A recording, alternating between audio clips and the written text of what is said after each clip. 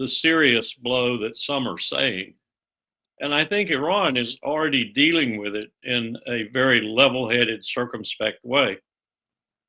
They had already opened, I'm told, and pretty good sources, they had already opened some preliminary talks with, probably through Oman, but could have been through Qatar, could have been through Egypt, I don't know. I can't pin that down, but they'd already opened some talks with what you might call a forward team for Donald Trump about negotiations on a new agreement. I think the impetus for this was the new president, and maybe Zarif probably too, and others. But so what they've got now is a situation where that is the strategic alternative remaining to them that makes some sense, especially if this plays out the way some are saying it's going to play out. Now, I don't for a moment know that it's going to play out, because let's face it, this individual who's in charge in Damascus now is anybody's guess. I mean, let's just face what he's been leading. He's been leading the people at our beck and call, mind you, and Israel's and Britain's. And apparently, since Erdogan decided to violate the agreement he made with Putin in Astana, we paid them, we offered him billions of dollars to help his economy get back in some kind of decent shape. And I want to say to him, you know what we did to Turkey in 1990-91, right after the Gulf War, and the Congress wouldn't approve the billions we promised you?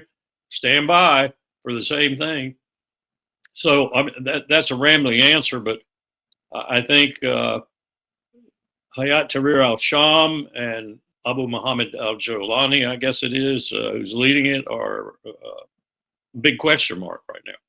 I don't think anyone knows where they're going. I listened to Lavrov, and Lavrov was pretty clear about who he thought was behind it: Israel, the United States, and Britain. He's absolutely right. We didn't think that it would happen this fast and in this blitzkrieg fashion. But what we've been doing in the United States ever since my president, George W. Bush, turned to George Tenet after we couldn't go on from Iraq and take Bashar al-Assad down, we thought it'd just be a cakewalk. After we couldn't do that because of the insurgency in Iraq, he turned to George Tenet, and he didn't need a presidential finding. They didn't want to archive it.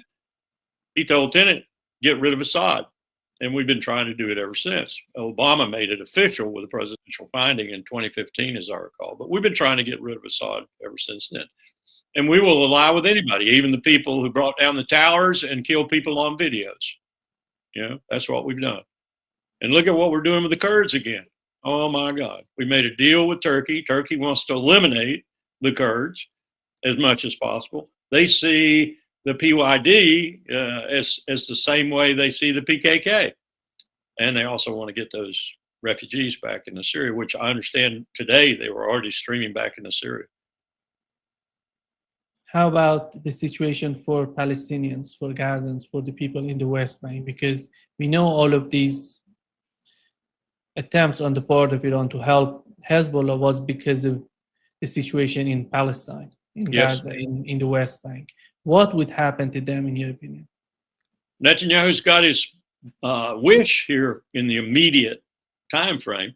He's got the focus off Lebanon, and he's got the focus off Gaza. The focus is on Syria now, and that's what he wants. He doesn't want people watching him brutally slaughter men, women, and children in Gaza. I read a piece this morning. My daughter sent it to me.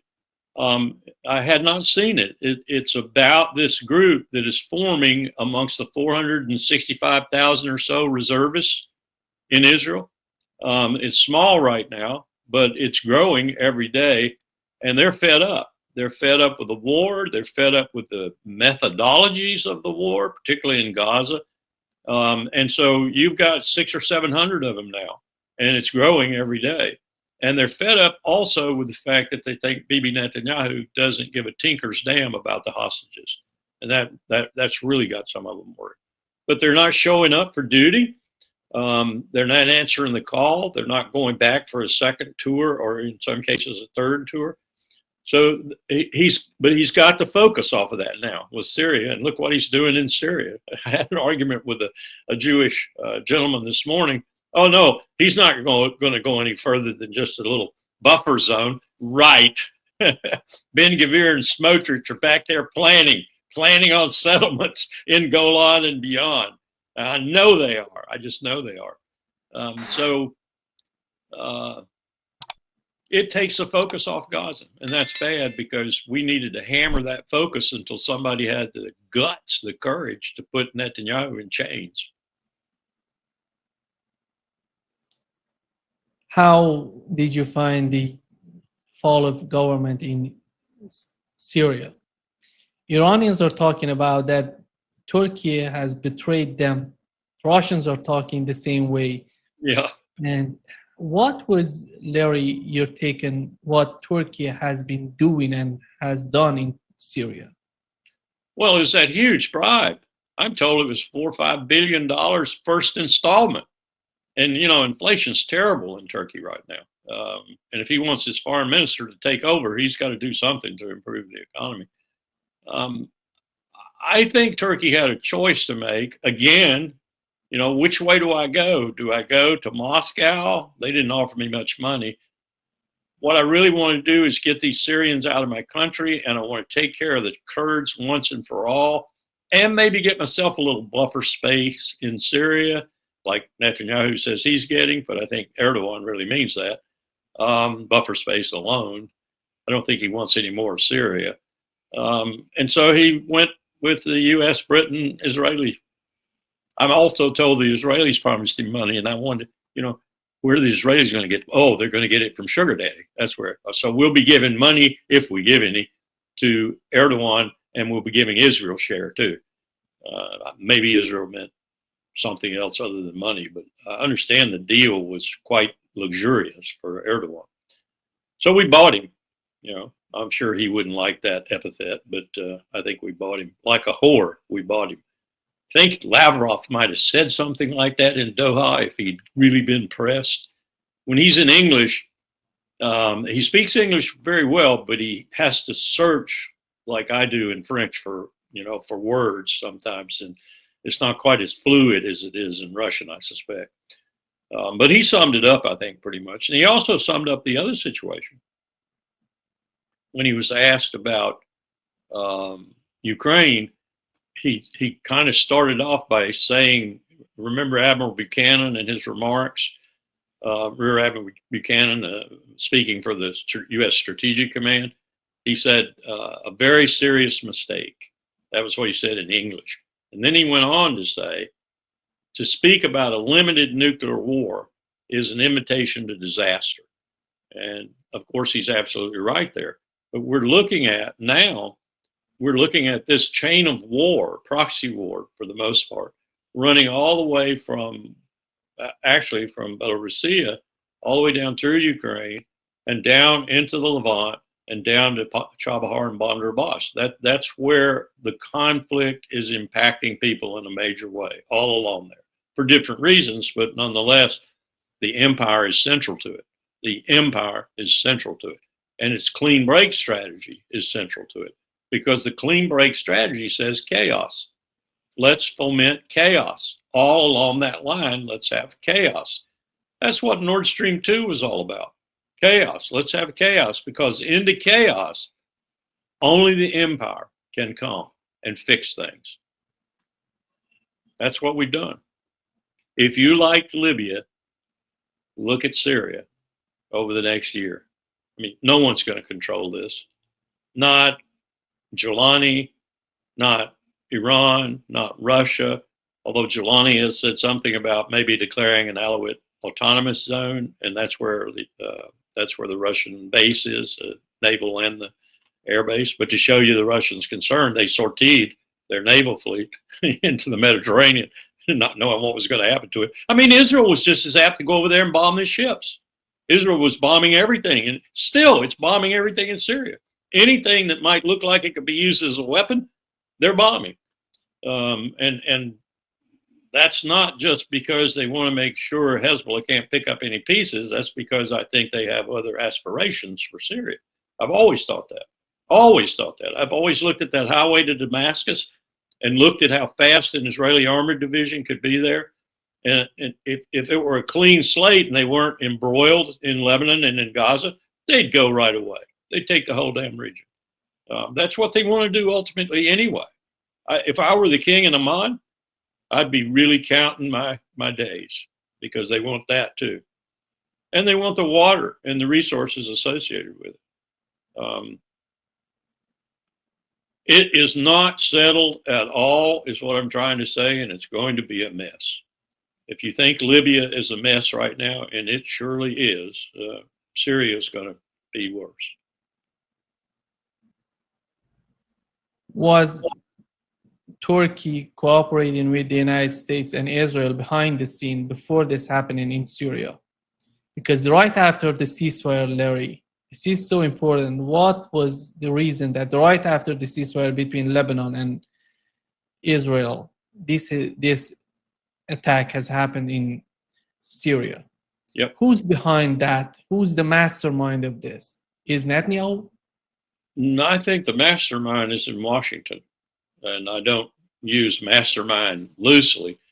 I think the mastermind is more the intelligence community of MI6, CIA, and Mossad than it is Biden or Blinken or Sullivan. Although I can see Jake's hand in this, but I think it's probably the intelligence agencies who've been running this all along anyway. They're the ones who have been shooting at American soldiers, for example, in Syria, because the American soldiers thought they were supposed to be shooting at ISIS, and did. And what they were shooting at was CIA agents running ISIS. So, I mean, this is crazy. I mean, and we've still got those U.S. forces over there in that sector.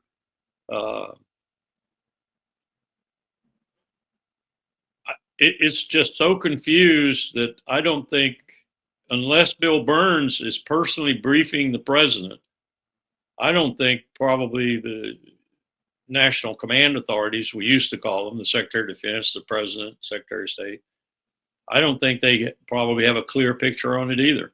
I think the intelligence community thinks they might have a clear picture, but I doubt if they do. And if Bill's doing anything at all, he's probably telling Biden, if he's telling Biden anything, probably talking to Blinken, that HTS and AMJ, I'm calling Solani AMJ, are just as apt to do something that's in our disinterest tomorrow morning as they are to do something that's in our interest. So I don't know how they deal with it other than day by day, hour by hour. And I think I've told you this before. Bashar al-Assad was one, and his people were one of the most helpful after 9/11 in terms of identifying al-Qaeda to us, where they were and what they were doing. He was trying to buy into the good graces of the empire, I'm sure. But we quickly turned on him, just like we turned on Gaddafi. One minute Gaddafi's having lunch with Americans in Tripoli, and the next minute we came, we saw he died. You know, Hillary Clinton. That's the way the empire operates now. Putin said it clearly. Don't anybody trust the United States of America. They're duplicitous. They lie. They cheat. They steal. They'll sneak up on your back and cut your throat. That's the way Putin looks at us. That's the way Lavrov looks at us. And I don't blame them one bit. Netanyahu's in real deep internal trouble right now. I'm going to be very surprised if he survives for another month. Now, I know he's a magician, but he has got some people in Israel who are as bloodthirsty as he, really angry at him. And it's going to be, I was watching his body language, yesterday, I guess, just a few minutes of video, but he's just one walking pissed off guy now. And he's got so many people who are after him, and not just the attorney general, but I mean, now he's got Gallant coming out and revealing things about him and about their relationship and such. And I think the killer for him right now is that no one, and this is a big thing behind that movement I was telling you about amongst the reservists, no one thinks he's interested one whit in the hostages. Now, how could he change that? Get a deal. What was it I saw this morning? 225 were taken hostage. 97 of them are still unaccounted for, allegedly held by Hamas or Hamas people. Half of them are estimated by Mossad to still be alive. So that's maybe 50 that are still alive. That's not a lot. It's certainly not the 225 who went originally, but if he could get some of those back, the euphoria associated with that might attenuate some of these problems he's got. But he's got to do that, and he's got to do it fairly swiftly.